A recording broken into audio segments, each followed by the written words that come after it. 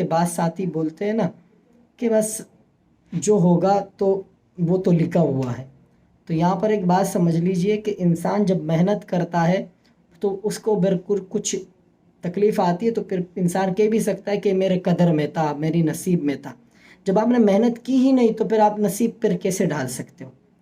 جیسے مثال کے طور پر آپ مال کمانے کا ایک مسئلہ لے لیجئے کہ اللہ تعالیٰ نے جب تک آپ کی تقدیر میں ایک مال لکھا ہے اتنے آپ نے کمانے، اتنے کما کر مرنا ہے، تو اس سے کم آپ کما نہیں سکتے اور اس سے زیادہ آپ کما نہیں سکتے.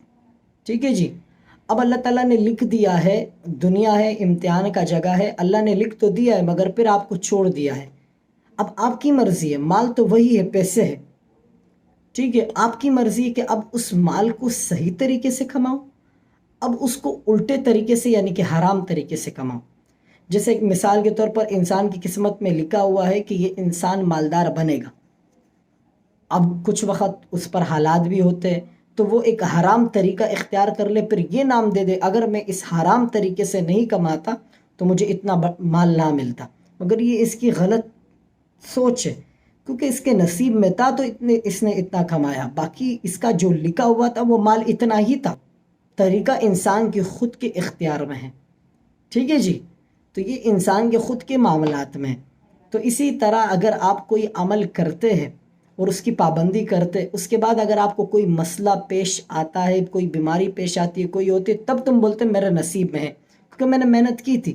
بغیر محنت کے ہی آپ بولو کہ نصیب میں ہے، کیونکہ اللہ تعالیٰ نے آپ کے اوپر بھی ڈالا ہے. انسان کو اللہ تعالیٰ نے امتحان کے لیے بھیجا، آپ کی محنت پر بھی ہے اور ساتھ ہی ساتھ آپ نے اللہ سے مانگنا بھی ہے.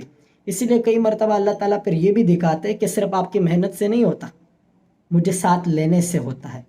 مجھے ساتھ لوگے تو کام بنے گا، کیونکہ اللہ تعالیٰ امتحان میں ڈالتا ہے.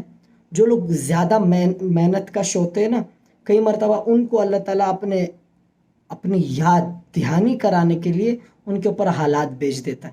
کیونکہ کئی مرتبہ وہ لوگ یہ سمجھتے کہ جو ہوتا ہے وہ ہماری محنت سے ہی ہوتا ہے، تو پھر ظاہر سی بات ہے نا، یاد دہانی کے لیے پھر ان کے کام الٹا ہونا شروع ہو جاتے ہیں. وہ بھی ایک امتحان ہے اس بندے پر.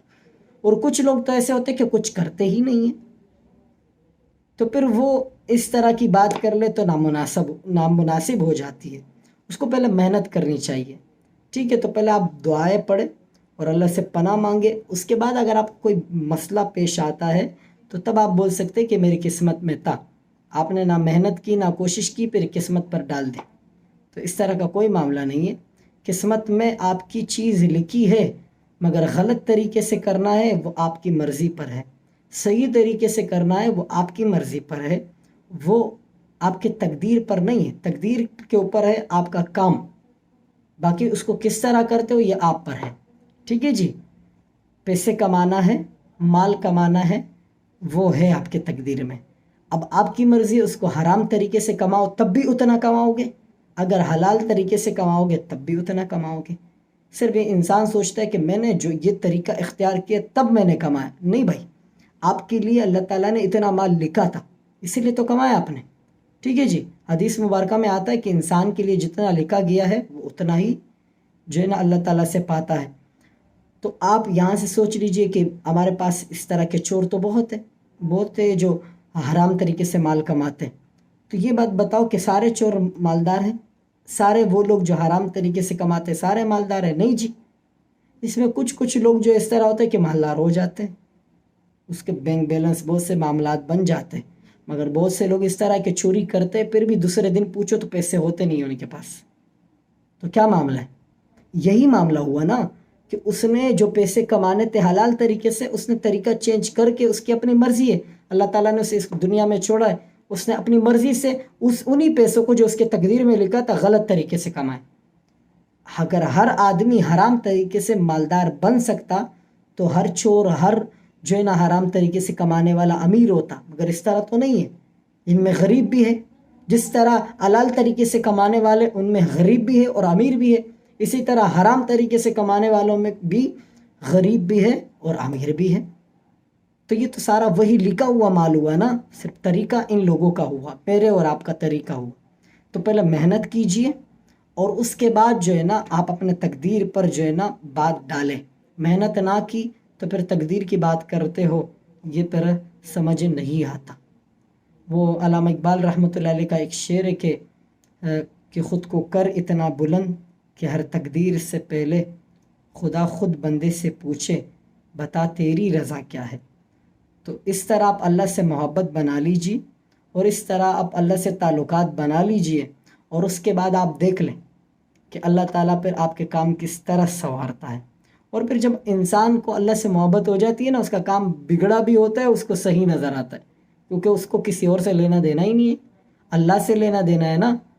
تو اللہ سے محبت آپ ہر حالت میں کر سکتے ہو، مفلسی میں کر سکتے ہو، مالداری میں کر سکتے ہو، اچھے کپڑے پہنے تب بھی کر سکتے ہو، اچھے کپڑے نہیں ہیں تو تب بھی کر سکتے ہو، ہر حالت میں اللہ سے تم محبت کر سکتے ہو۔ اسی طرح شیخ عبد القادر جیلانی رحمۃ اللہ علیہ نے تو یوں نہیں فرمایا کہ انسان کے لیے ہر رات جو ہے وہ شب قدر ہے، ہاں مگر قدردان ہونا چاہیے۔